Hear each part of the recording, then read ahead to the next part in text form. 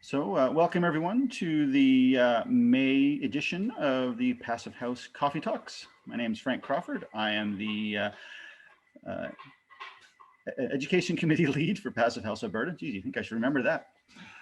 Been a long week and it's only Tuesday. And today we will be hearing from Peter Dushenski. He is with GlasCurtain.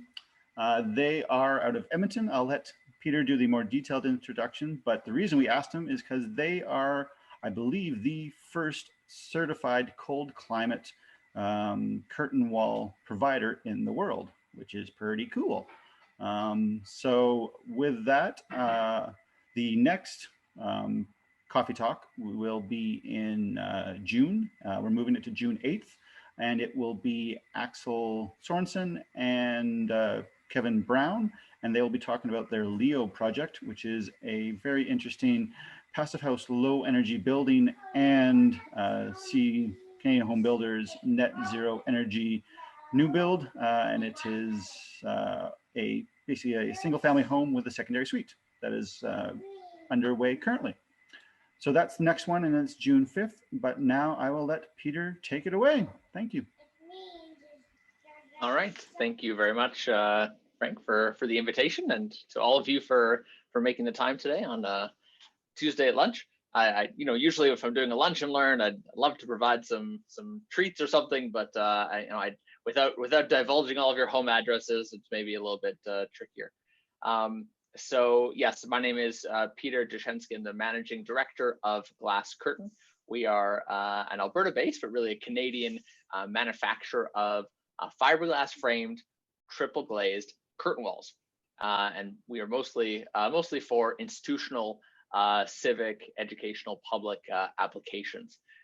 We do some residential applications as well, and yes, as Frank had mentioned, we are the first in the world. We're the first in the world to achieve cold climate certification for a curtain wall system. There have been other window products, but curtain wall is obviously a little bit of a different methodology of construction than a sort of punched opening. And we're all the first North American curtain wall manufacturer to achieve passive house certification as well for any climate zone.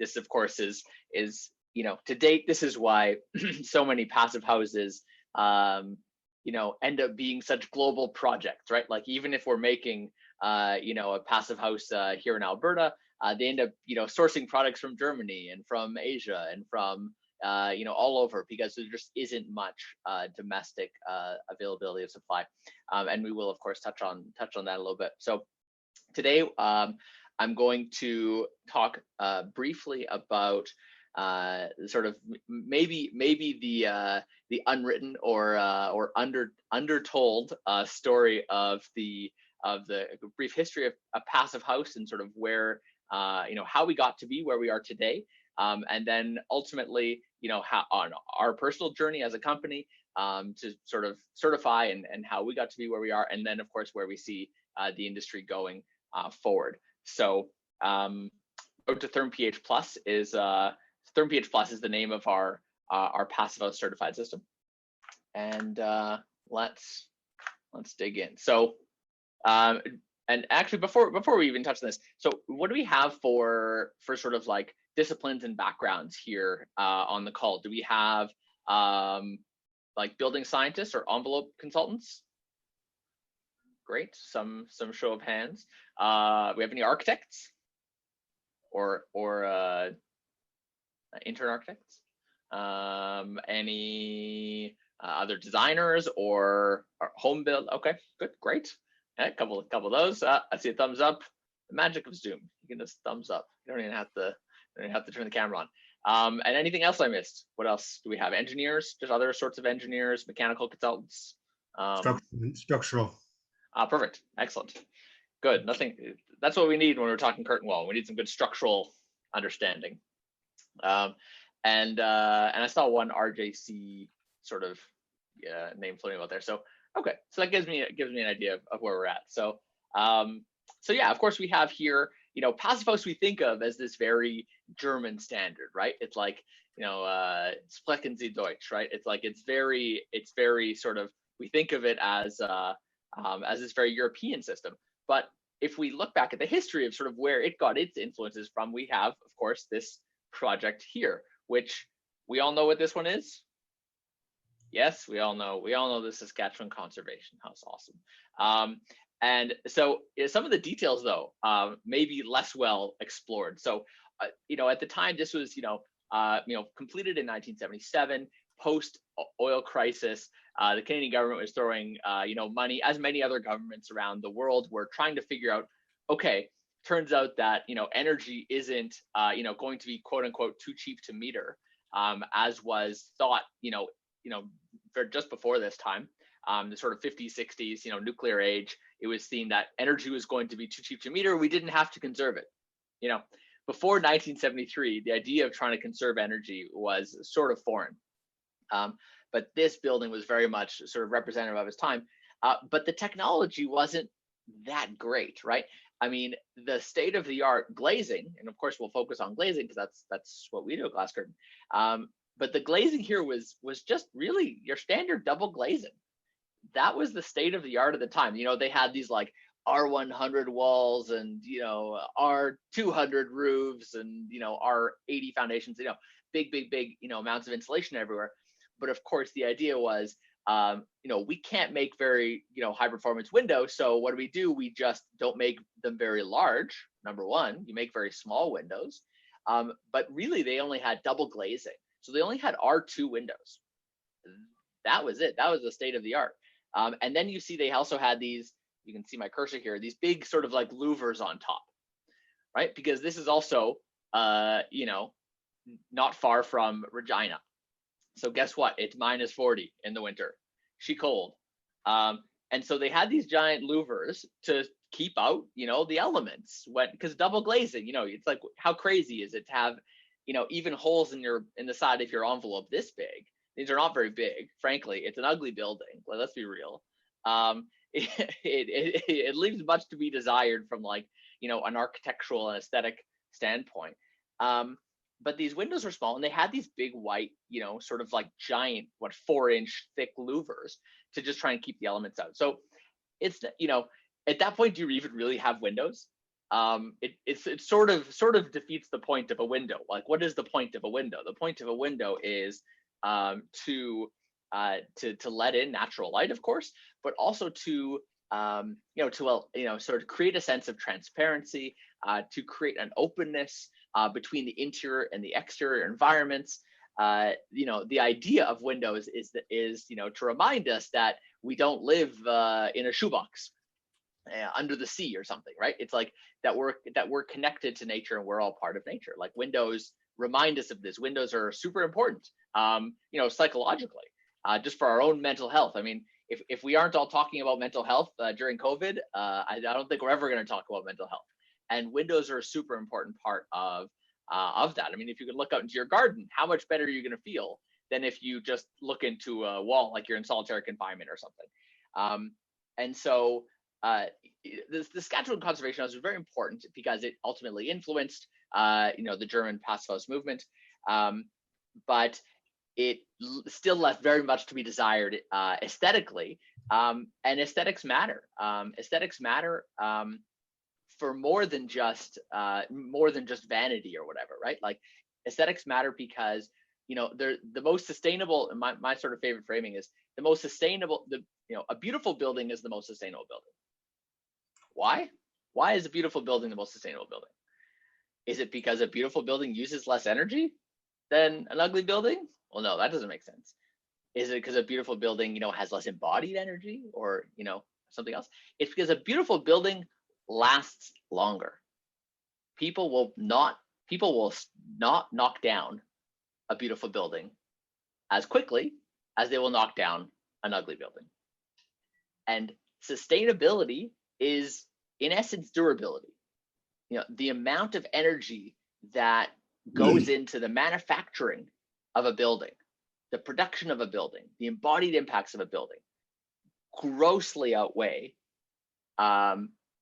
anything that we could, save almost on an operational basis.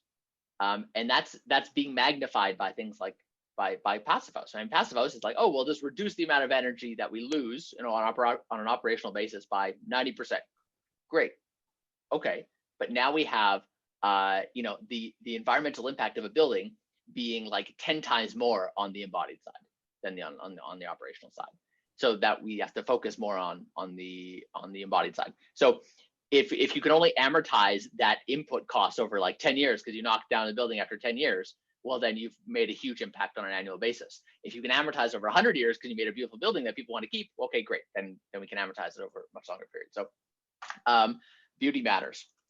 And this is why, around that same time in the it's funny. I mean, these buildings are, 9, 10 years apart, after a couple of generations, those start to blur together. Like now for like, oh, a building between 2021 and 2030 are like totally different buildings. But in hindsight, a couple generations move on, these will actually all blur together. So around this time though, the other sort of German influenced design of the time was not just passive house, but was, in Berlin, you had Mies van der Rohe. Mies van der Rohe, do we all know this as a Mies van der Rohe building? Maybe? Yes, we have some. More of us knew this as Saskatchewan conservationists. That's okay. But hey, if we didn't come to learn anything at Coffee Talk, what's the point of Coffee Talk? So this is Berlin, Mies van der Rohe's Neue Nationalgalerie, and completed in around that same time, plus or minus, as Saskatchewan Conservation House. And it is considered to be one of the high points of high modernism, and it isn't shy about the amount of glazing it has. We can put it that way.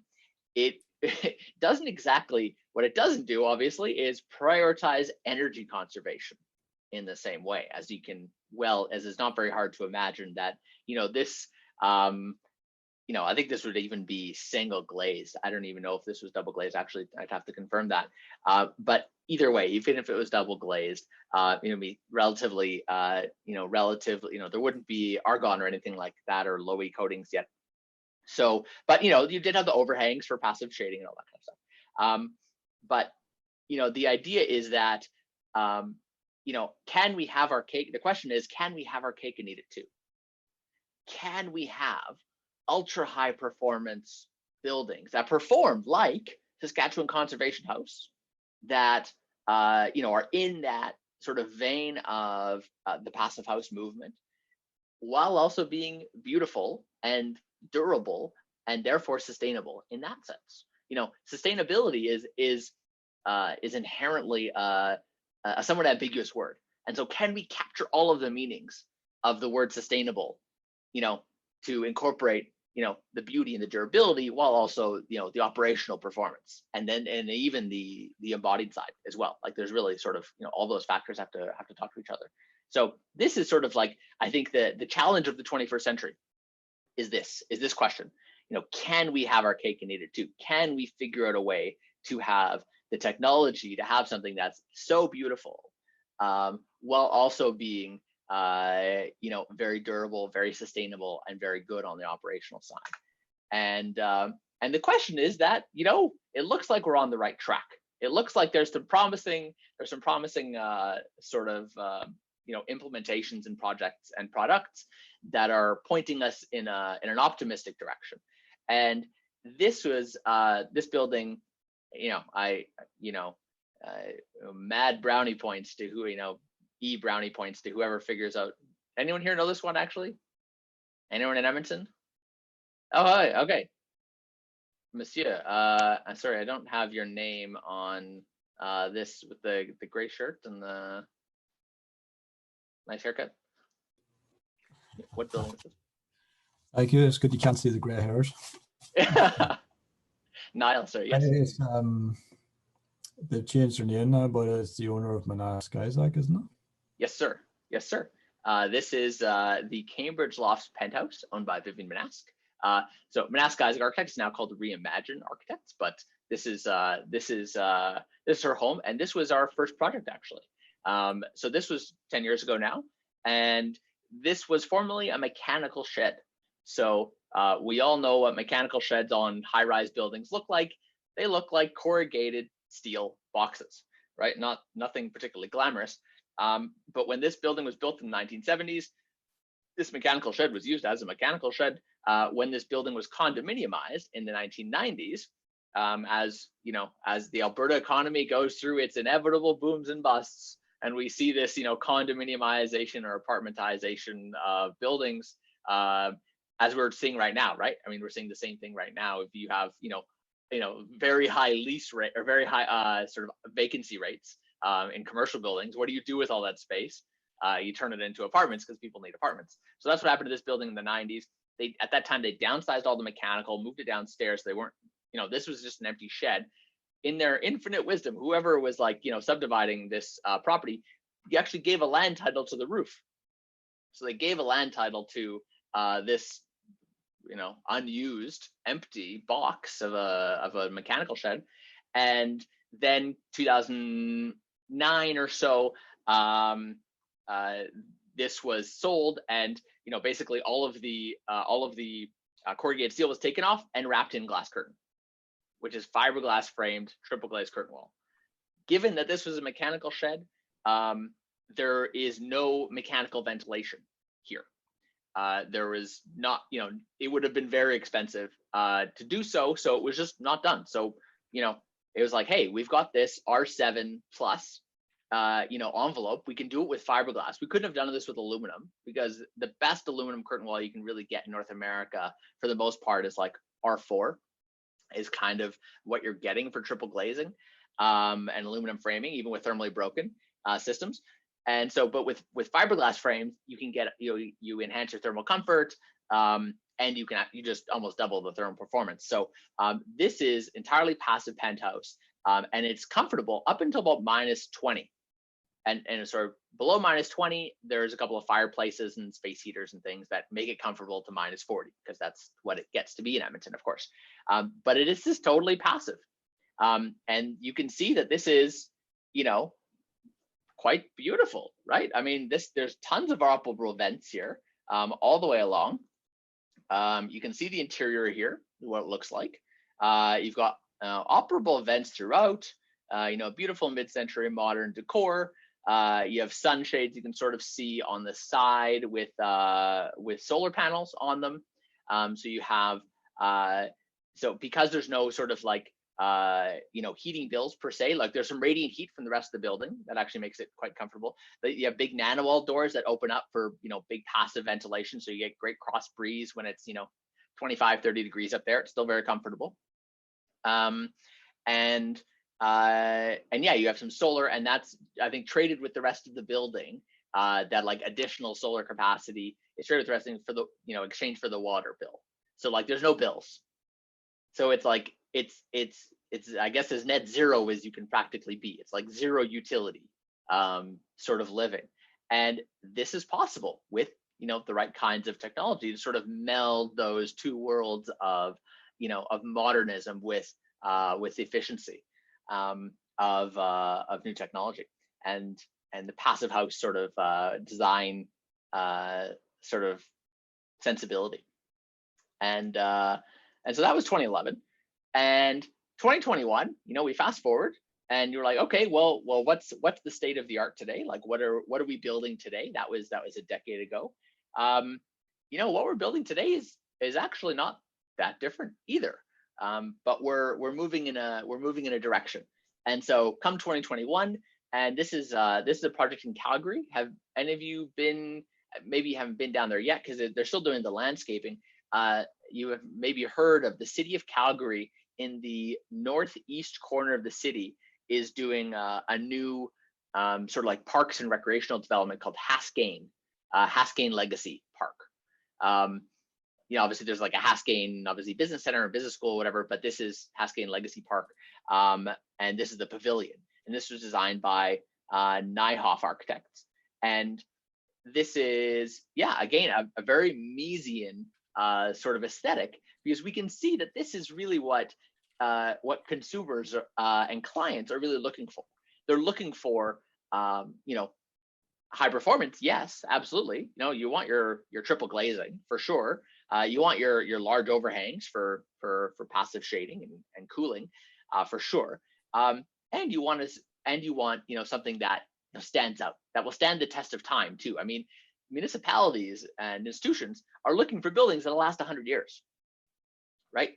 Homes come and go. Homes are maybe, unfortunately, sometimes don't last long enough. They might only last 20, 30 years. But most institutional buildings are looking to last more like 50 to 100 years. And so there's a certain kind of aesthetic sort of strength that they need to endure that amount of time.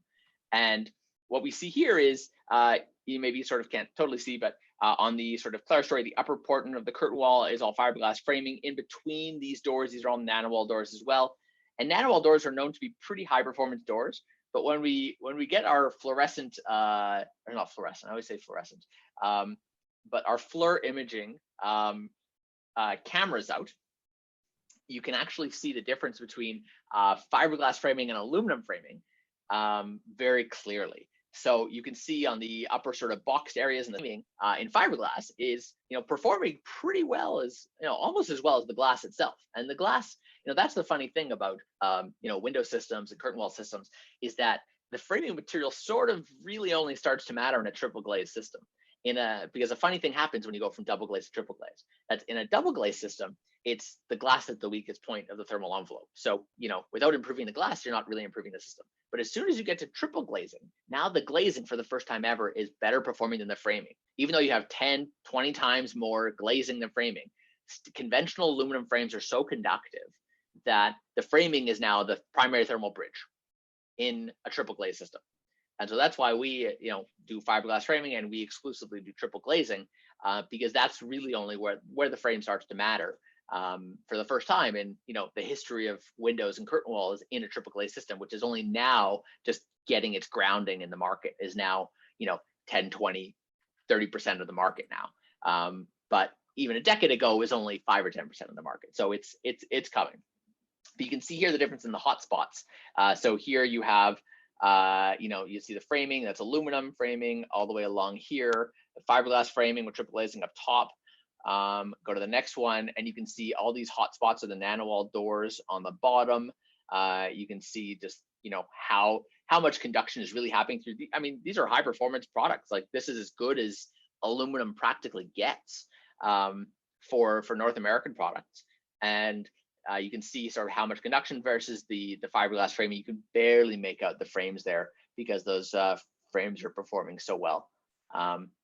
And so, with this sort of like, project success and, sort of market adoption that we'd seen, when we started to first hear about the Passive House standard in sort of 2016, 2017, we were pretty confident that we would have absolutely no problem certifying to this new standard, right? Like, we at GlasCurtain, we're already making far and away the highest thermally performing curtain wall system on the continent. And we thought, in our sort of like naive arrogance, it was like, oh, well, how hard can this German standard be, right? How OCD could the system possibly be? Like, how hard could it be? This is just going to be another certificate. We're just going to, check the box and open up a new market, no problem. So we took our standard therm system, therm/therm 134. The 134 is the non-combustible one. We took our standard system to the Passive House Institute, and fiberglass frame, a little bit of aluminum in the nosing that we use just for the screw retention, because fiberglass, for all of its wonderful properties as a thermal break, doesn't have the same pull-out and shear values of aluminum. So we do mechanically and chemically fasten an aluminum screw chase into the nosing, slide that in from the side, and then and then secure the pressure plates and ultimately the caps mechanically. And that sort of seemed to be, that was one of probably the primary thing that we learned was not going to do so well in Passive House modeling. So needless to say, our standard system out of the box wasn't even good enough for cool temperate climate. And so that's 0.8 watts per meter squared Kelvin, which would get you into sort of like the Great Lakes region of Ontario and coastal BC. but we're an Alberta-based company. We sort of weren't just interested in those markets. We're interested in the whole country, and of course, exporting internationally as well, ultimately. So it was a bit of a wake-up call when we were trying to hit 0.8 watts per meter squared Kelvin, and we ended up at 0.93. We're off the mark by like 15%, which is quite a bit. When the passive stuff that goes to like the 8th decimal place. Like it's so granular, it's insane. And that was a bit of a wake-up call to us. And to Passo's credit, one interesting thing they do is that for certifying manufacturers, they limit the glass performance, because this is the eternal sort of workaround for any framing manufacturer. You definitely see like the Commoneers and the Lumicores of the world, like, oh yeah, we have R20 curtain wall system. It's like, how? Oh, we just use R50 glass, and have this like giant bleeding aluminum frame all the way around the edge. But if you average it out on NFRC standards, you might get away with it. But Passive House is wise to this little workaround, and they limit the glass performance when they're testing the frame performance, so that you really are eliminating every single thermal bridge. There's absolutely, this goes without saying, if you guys probably preaching to the choir here, Passive House is pretty sort of, detail oriented, you might say. But we were surprised as a manufacturer, at actually like the chemical granularity, like down to the atomic level. We were having to break out the matrix of our fiberglass, and the glass content level, and like really down to the molecular level. This was really a different level of performance. So that was 2017, and that really encouraged us, because that didn't we didn't say, oh well, then obviously Passive House isn't important because screw those guys. That wasn't our take-home message at all. Our take-home message was quite the opposite. Our take-home message was like a challenge. It's like, oh, okay, you guys mean business. Let's how hard could this be? And so we spent then about 18 months in R&D, developing a new system that would resolve some of the challenges with the Passive House, and while we understood the Passive House sort of methodology, because it's quite different to conventional, or what we consider in North America to be conventional NFRC methodology for measurement. So we had to understand their modeling software, which is a little bit different, make certain kinds of assumptions, which are just different assumptions. I'm not sure that either is actually more correct. Our engineers are not sure that one is more correct than the other, but they're different sets of assumptions. And this was the final result. So come 2019, we went to the Passive House with the help of RDH, of course, out of Vancouver. They were wonderful to work with. And we managed to develop a system that was certified for cold climates. So at first we couldn't even certify to cool temperate climates. We leapfrogged that and said, hey, why don't we just be the best in the world while we're at it?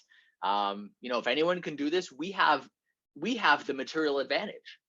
We're one of the few, if not we seem to be the only sort of even quasi-commercial fiberglass framed curtain wall in the world. So we knew we had a material advantage. We knew we had a competitive advantage. There's fiberglass windows for sure, but very few people are going to the hassle of trying to take a small 2-inch frame and make it into a 6-inch frame, and figure out the Pultrusion, sort of intricacies of that as well. And so so we basically were able to recess the aluminum screw trace back into the body, so you don't have that sort of neck section. Had some EPS insulation here. We increased the size. Had to increase the size of the glass. So still triple glazed, but we had to go from standard 13 mil airspaces to 19 mil airspaces. So we ended up with a 56 mil overall, 2¼ inch overall thick glass. Doesn't weigh anymore particularly. It's just bigger, and that's because the European modeling software privileges larger airspaces. Whereas the NFRC, the conventional stuff that we use, actually penalizes it. So it shows you that there's, it really does matter which software you're using, because not that one is so much more correct than the other, but they do make certain assumptions. Every software, everything makes assumptions, right?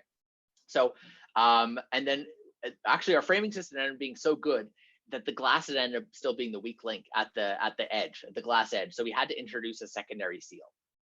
And this was a Dow sill secondary seal that we had to introduce, which then limited the number of manufacturers that we could find.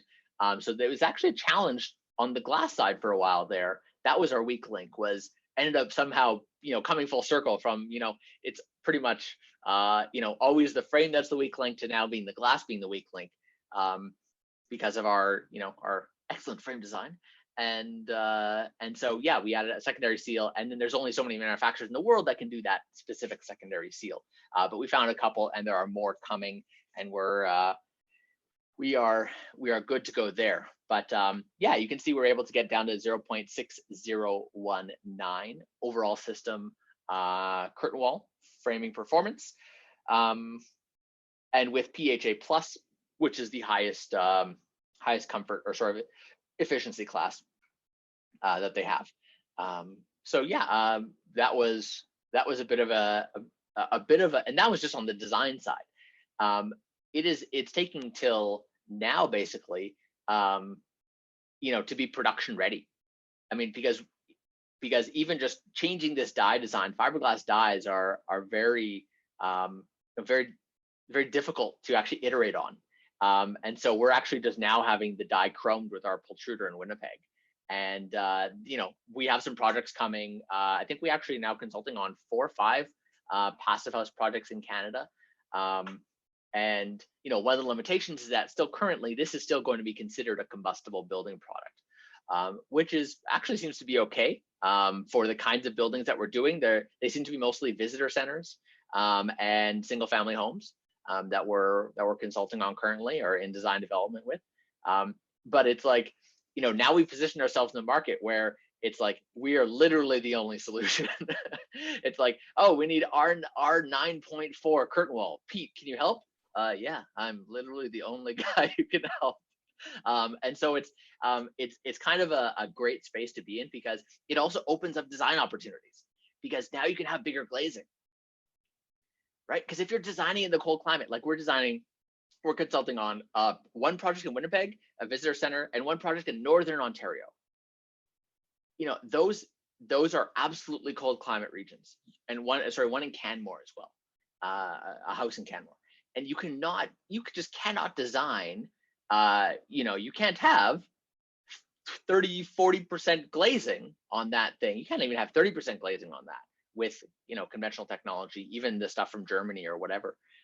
If you want actual curtain wall and actual spans, you need higher performance stuff. So what we're seeing increasingly with our standard system, which is R7, with this passive system, which is R9.5, R10, is that people are choosing this system because it's allowing them to have more glazed area as much as anything else. It's allowing them to increase, so that they have less of a Saskatchewan conservation house, sort of like somewhere in between the Miesian archetype and the Saskatchewan conservation house, which is like, a shoebox with a couple holes punched in it. Somewhere in between is the sweet spot, right?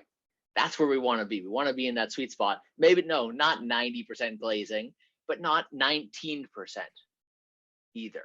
Like, where is that sweet spot in the middle? And that's what this technology is allowing us to find.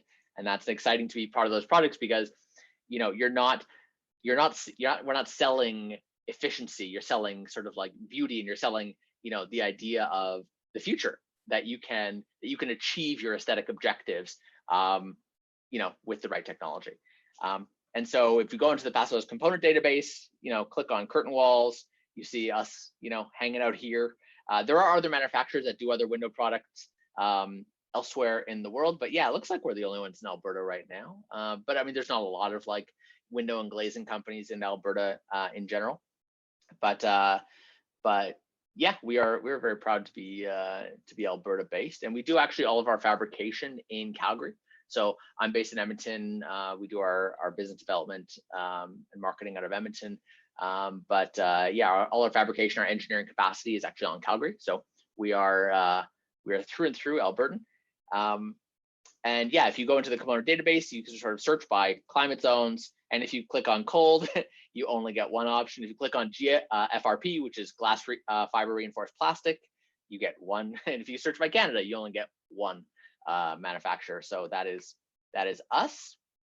And yeah, you can. So this is what our certificate looks like.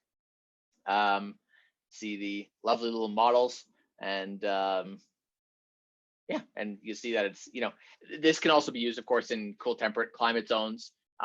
You wouldn't necessarily need the same glass performance. You could, but again, if you're using this in a cool temperate climate zone, like in BC or the Great Lakes region, you would just, and it's actually funny that they show on this map here that the Great Lakes region is all cold climate, but it's not. It's neither in practice nor on the PHPP.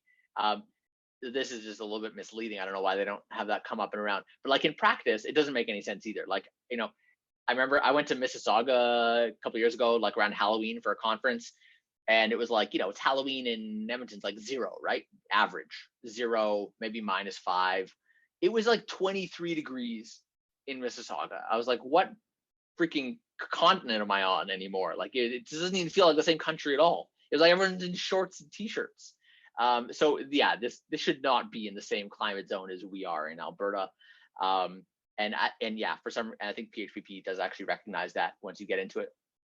But yeah, I mean, if you're even using this, this ultra high performance cold climate certified product in those regions, you could again just have more glass. Like we aren't limited by, oh, this is a certified, certified products are very different than certified projects.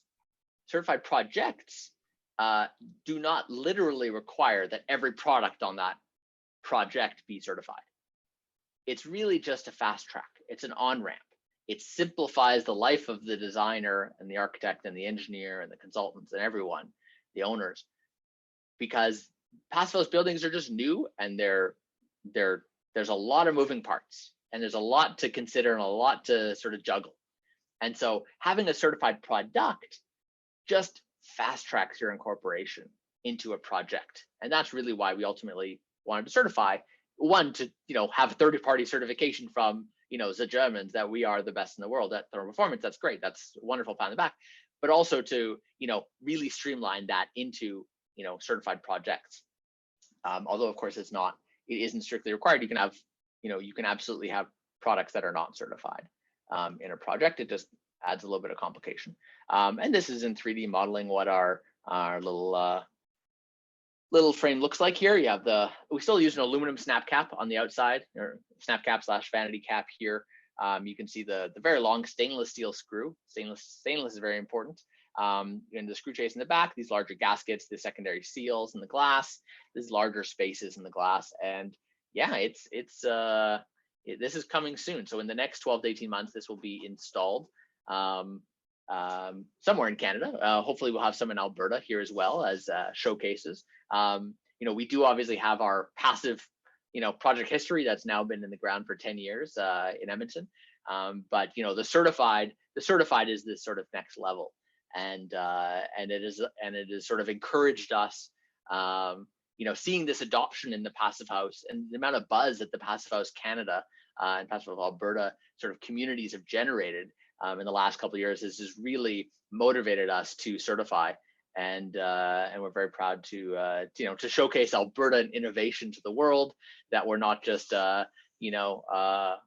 rig pigs or whatever, that we're not just doing the oil economy stuff. That there's more happening here, and yeah. So this is a showcase, and we're going to be exporting this system as well, first to the States, and then into Europe. Is the plan as well. Our first target market in Europe is probably Switzerland, since they have the right kinds of energy codes and embodied considerations as well.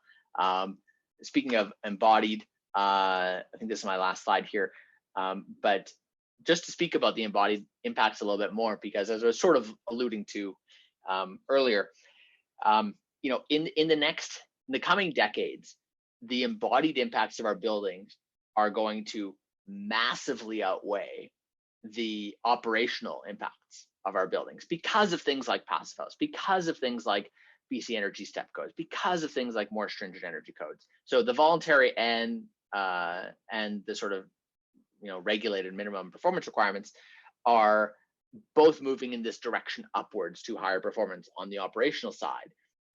And that means that just the preponderance of environmental impact is increasingly on the embodied side. So Architecture 2030 is saying that by 2050, so what, 39 years from now, not that long from now, 2040 maybe they even said, 29 years from 19 years from now, is we're going to have 90% of a over the lifespan of a building, call it 40 years, 50 years average, the lifespan, 90% of that building's environmental impact will be embodied, 10% will be operational. We're getting very good at calculating the operation. Passive house is probably the best, probably no one's better at focusing very, very, very closely on the operational side. That embodied side has to come. That has to come next. That can't come soon enough, frankly. And LEED v4 is looking at, now incorporates life cycle assessments. The Passive House Institute will have to do the same. They will do the same. Mark my words. You heard it here first. Or you didn't hear first. You heard it here somewhere else. Passive House Institute will incorporate embodied impacts. They don't have a choice. We don't have a choice. This is so important to consider the embodied impacts of our materials because, it sort of stands, in a sense, it's sort of crazy to think that, oh, we'll make this hyper efficient building, but we'll just pull things from all over the world to do it. Versus we'll build a crappy building, but we'll, source local materials to do it. It's like, it's not actually obvious. It's not self-evident. And I don't think the research bears out that one is obviously environmentally superior to the other on balance. So we have a true sort of like mission. If our mission is to improve the world, hey, okay, why not? Got to have a mission, right? If our mission is to improve the world, it should be to think about it as holistically as we can, which means thinking about beauty, which means thinking about operational impacts, and it means thinking about embodied impacts. And so, fiberglass has less than half of the embodied impacts of aluminum, for example.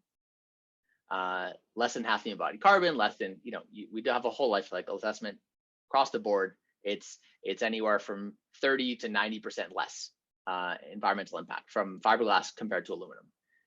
Aluminum, you're mining bauxite in Australia or Indonesia, you're smelting it all, fiberglass, everything's coming from North America, from Canada, even. So there's an important story to be told there as well, when it comes to, where are materials coming from and what is the environmental impact of those materials.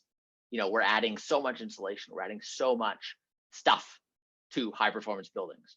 Let's do all we can to make sure that these are, coming from, proximate, sustainable places to the best of our abilities as well. And let's try to have the maximum amount of transparency from our material manufacturers as well. That's something that we certainly believe in. And so I will leave us on that note as a sort of like a call to action. This is obviously a very action-oriented sort of community. Like the Passive House community is very much about trying to improve the built environment, and that's, I think, super admirable and super important. That's why I love, that's why we feel so strongly connected to this movement. And I think it needs to go. We need to look ahead even beyond that. Like this is, this is a good start, and the work doesn't stop as soon as we reduce all, operational energy by 90%. I think that there's much more we can do and much more we should do. So that is the road to Therm pH Plus. Thank you all very much. I'm happy to entertain any questions. Great. Thank you very much, Peter, for that excellent story. And yeah, we definitely share all those concerns about operational and embodied and adding beauty into buildings. Kim had one question. Can you say who your extruder is in Sure. Was it Winnipeg? Winnipeg? Yes. Yeah. So to clarify, Pultrusion versus Extrusion. Extrusion is where you start with a large billet of material and you press it through a die and you get a very thin material on the other side. That's what aluminum or metals do. And Pultrusion is where you start with what fiberglass does. And you start with all these like sort of balls of yarn that are actually balls of glass yarn woven together. And then you pull them through a hot bath of resins, and then you pull through a heated die, and it's thermoset. So it's heated and you set the die. And so we Pultrude in Winnipeg with OmniGlass. Cool. And I guess question for me onto your embodied carbon. Do you guys have your environmental product declarations? Yes. Oh, cool. Good. Leah, did you have your hand up? Or I guess at this point, feel free to unmute and ask your questions. I'm kind of jumping ahead. Kim had her hand up. Has her question been answered? No, I just had a couple other things. So one, I just wanted to congratulate you for this product, just because it's cold climate or cool climate applicable, which is just pretty awesome. But I wanted to just say something about the Saskatchewan Research House, just because there's a couple things that I think that everybody should know. That the windows indeed were really pretty crappy, but I believe that they used low iron glass in the windows in order to increase the solar gains in that glass. So that's number one. And those funny things that are sticking out the top, they were supposed to be very clever in both providing shading, and then they could be dropped so they'd add to insulation. So you see they're shiny, right? They have a reflective film on them. So they're on a hinge, so they could add to the insulation of the windows, because there was a good understanding that there was a lot of heat loss out of those windows. So that was the idea for those guys on the bottom, but they weren't doing that on the top windows, which always was confusing to me. Anyways, I felt like I needed to just let everybody know that was the purpose of those funky things hanging on those windows there.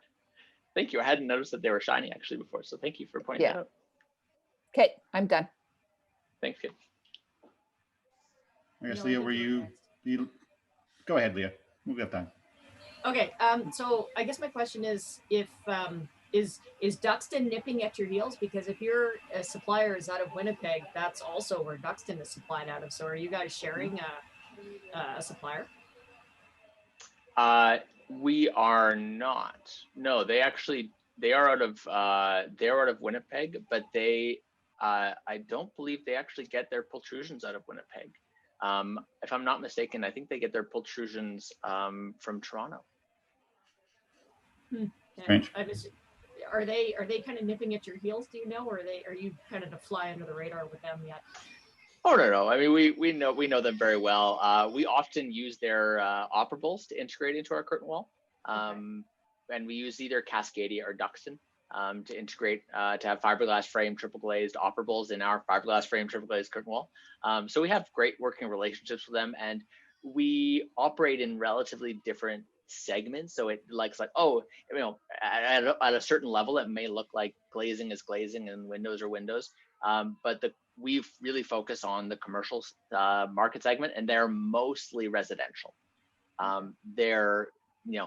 They might do the odd retail strip or something like that, but for the most part, our systems don't typically compete.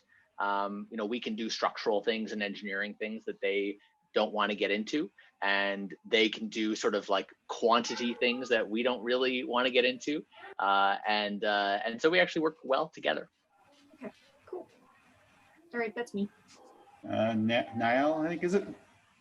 Yeah, thank you.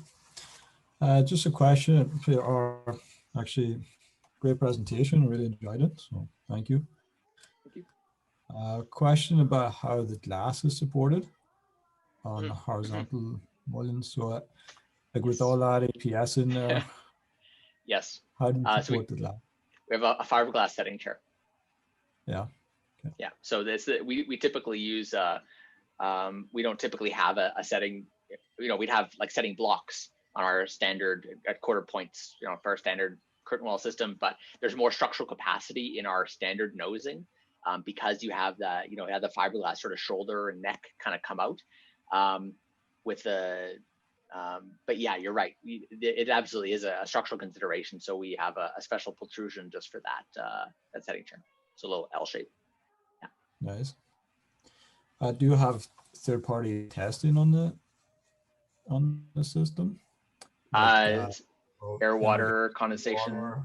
Yeah. Yeah, so we're doing that this summer actually. So we're doing all the, as part of our readiness towards production, we're doing the air water. So all the ASTM E283, E331, which we all have for our standard system, which gets the best marks possible for air water penetration. And we're also going to be doing condensation testing as well for the new system. So the idea is, that this can also, fiberglass actually we think has a great opportunity in the healthcare segment because you can't really condense. You definitely can't get ice. There's a good conversation to be had about the seals lasting longer because you have less expansion contraction between the glass and the frame.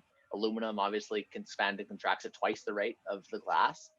The fiberglass frame contracts at the same rate. So the seals will last longer, less air infiltration, less water infiltration, better durability over time, less infection control risk, less condensation risk. So so we have all that coming in the next couple of months. Yeah. Thank you. Will all that information be available on your website or? Absolutely, yes. And so all that information for our current system is already available on our website. And then you'll find the updated stuff for the passive house system as soon as that's available. Awesome, thank you.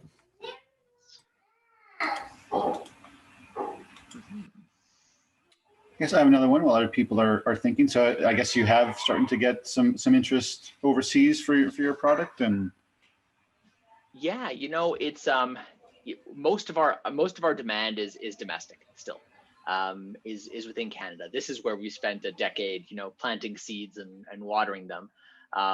And we have seen the odd bit of interest from like Portugal and from Connecticut and Denver and, so a little bit here, bits and pieces here and there. There's been some interest from some products in Asia as well, in South Korea.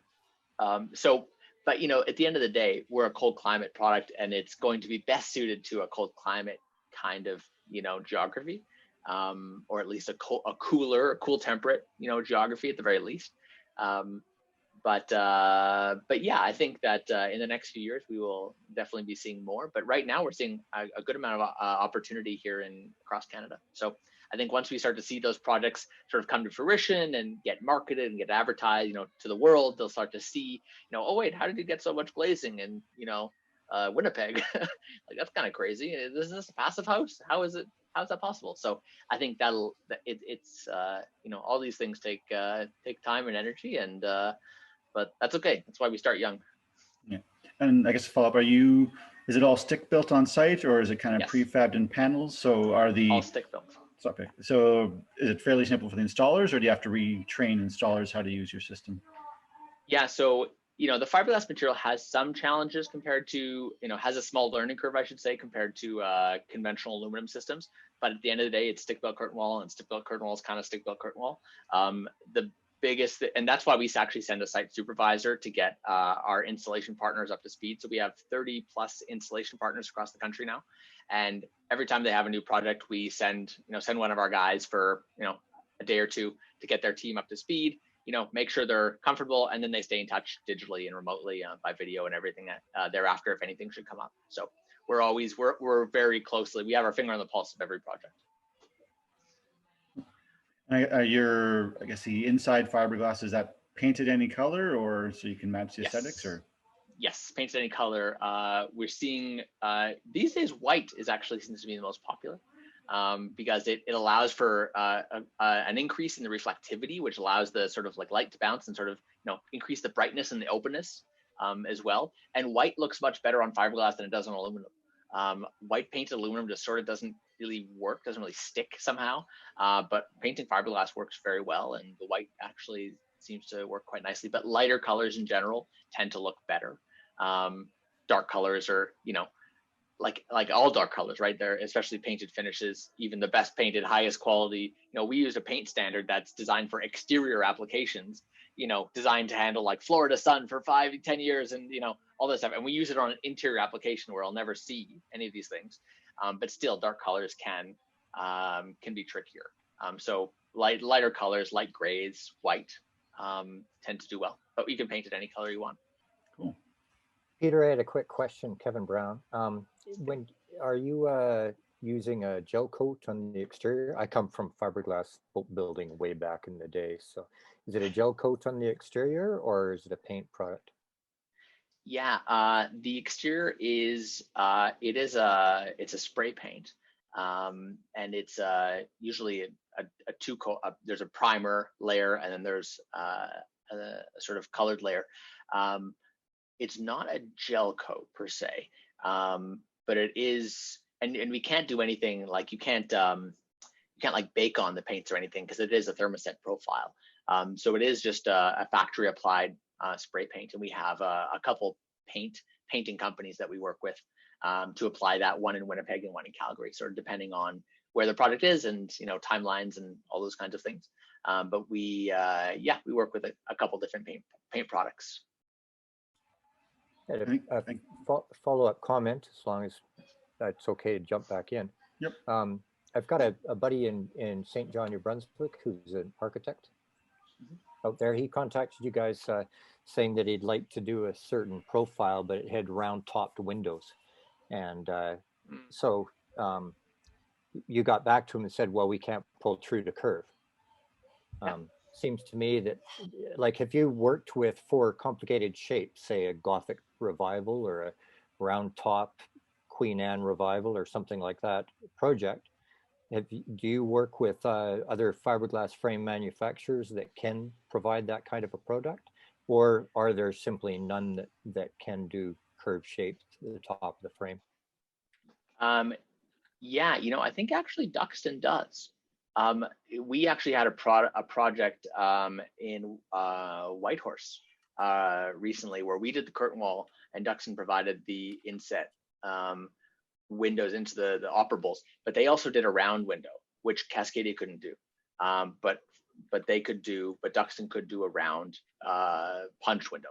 It's not a curtain wall per se, but it was a round punch window. Yeah, I'll let him know then. That's great. Thanks. Sure.